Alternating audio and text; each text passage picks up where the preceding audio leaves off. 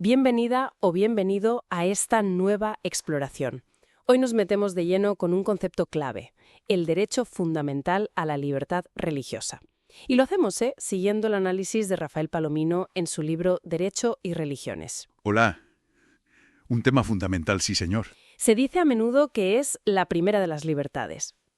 Suena muy potente. Vamos a intentar desgranar por qué, ¿no? ¿Qué significa realmente? Exacto. Y es potente porque, no estamos hablando de una simple ley o un permiso que da el Estado.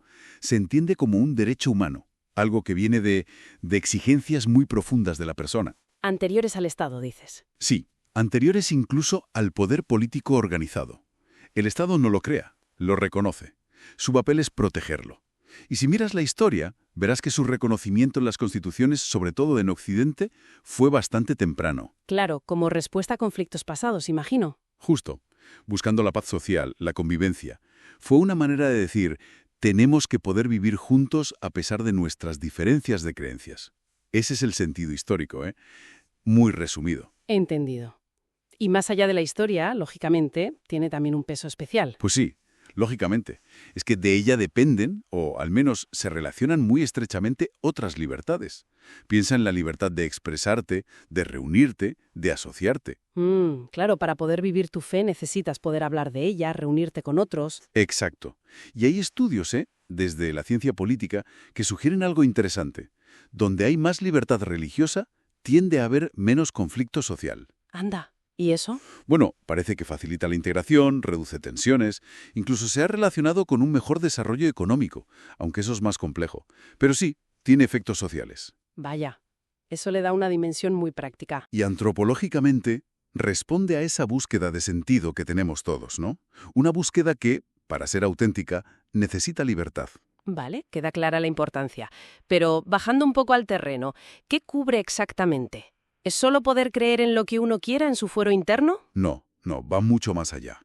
Los textos internacionales importantes, como la Declaración Universal o el Pacto Internacional de Derechos Civiles y Políticos, hablan de libertad de pensamiento, de conciencia y de religión. 3 cosas. Sí, y eso incluye la libertad de tener una religión o unas creencias o de adoptarlas, las que uno elija, también de cambiarlas, o, muy importante, de no tener ninguna. Ajá. El derecho a no creer también está protegido. Por supuesto. Y luego está la libertad de manifestar esa religión o esas creencias.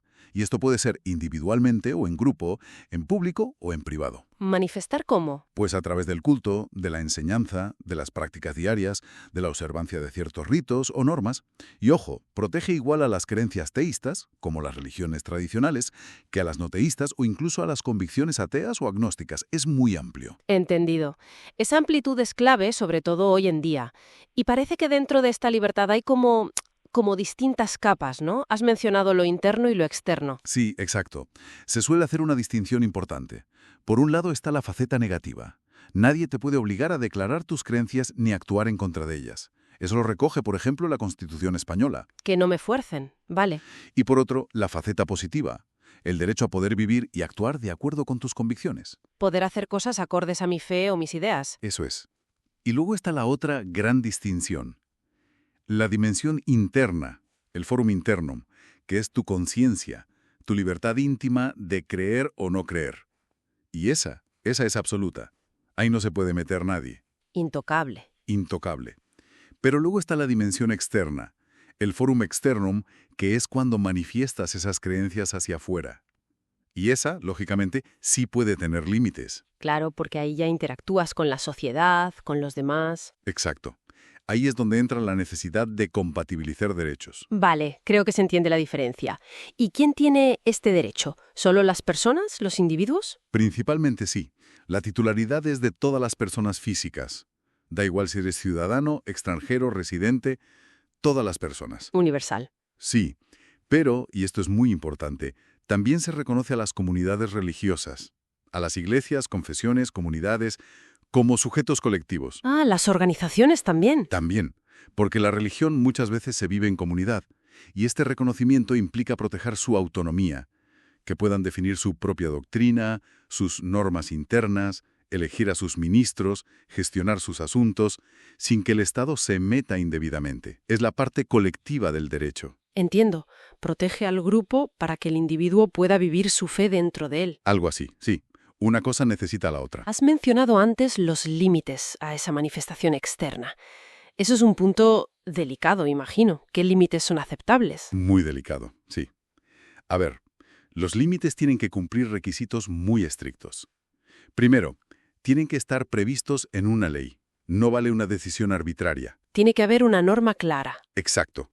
Y segundo, tienen que ser necesarios en una sociedad democrática. No vale cualquier excusa. Tienen que perseguir proteger fines muy concretos y legítimos. ¿Y cuáles son esos fines? Pues tanto el Convenio Europeo de Derechos Humanos como la ley española específica, la Ley Orgánica de Libertad Religiosa, mencionan la seguridad pública, la protección del orden, la salud o la moral públicas. Lo de moral pública siempre suena un poco ambiguo, ¿no? Puede serlo. Por eso su interpretación debe ser muy cuidadosa.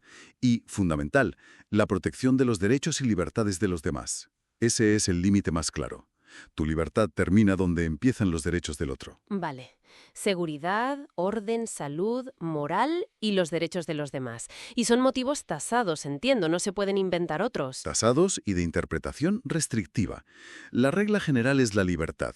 El límite es la excepción y hay que justificarlo muy bien. O sea que la libertad de creer, la interna, es total, pero la de actuar conforme a esas creencias choca, lógicamente, con la convivencia y los derechos ajenos. Exactamente. Ahí está el quid de la cuestión, y donde surge la mayoría de los conflictos legales y sociales. Y me imagino que a veces el conflicto no es tan directo. Quizá una ley normal que no busca limitar la religión acaba afectándola sin querer. Eso pasa constantemente. Normas que parecen neutras, por ejemplo, sobre urbanismo, sobre horarios comerciales, sobre normativas sanitarias, pueden tener un impacto indirecto pero muy fuerte en la práctica religiosa de algunos grupos. Como lo que decías del sacrificio de animales. Y ese es un ejemplo clásico, sí. Normativas sanitarias sobre cómo sacrificar animales que chocan con los ritos halal musulmanes o kosher judíos. Ahí la ley tiene que ser inteligente y buscar, si es posible, lo que se llaman acomodos razonables. Acomodos razonables. Sí. Buscar excepciones o adaptaciones en la norma general para permitir el ejercicio del derecho, siempre que no se ponga en riesgo el bien público que protege la norma, claro. Es un ejercicio de equilibrio constante. Madre mía, sí que es complejo. Entonces, para ir resumiendo, la libertad religiosa es un pilar, un derecho con muchas caras, personal pero también colectivo, con una parte íntima que nadie puede tocar y una parte externa de manifestación que es muy amplia pero no ilimitada. Has hecho un buen resumen, sí. Un pilar fundamental de las sociedades que se dicen democráticas y plurales. Pero a pesar de ser tan fundamental, ¿la realidad cuál es? ¿Se respeta siempre? Pues lamentablemente no. Aunque esté en casi todas las constituciones y declaraciones de derechos, la realidad es tozuda. Informes como los del Pew Research Center, por ejemplo, señalan año tras año que en muchísimas partes del mundo sigue habiendo niveles altos de hostigamiento o restricciones gubernamentales severas contra grupos religiosos. Es un derecho vital, pero que está bajo tensión constante. Sigue siendo una lucha en muchos sitios. Sin duda. Todo esto nos deja pensando quizá en un reto muy actual. Si esa dimensión interna, la de la creencia, es absoluta, intocable, ¿cómo equilibramos su manifestación externa en sociedades cada vez más diversas como las nuestras? ¿Cómo aseguramos que esa manifestación sea real, que no se vacíe de contenido por poner demasiados límites, pero que tampoco se imponga o vulnere los derechos legítimos de otros que no comparten esas creencias? Esa es la gran pregunta, ¿sí? El equilibrio fino. Ahí queda esa reflexión para seguir pensando. Muchísimas gracias por esta exploración tan clara. Un placer.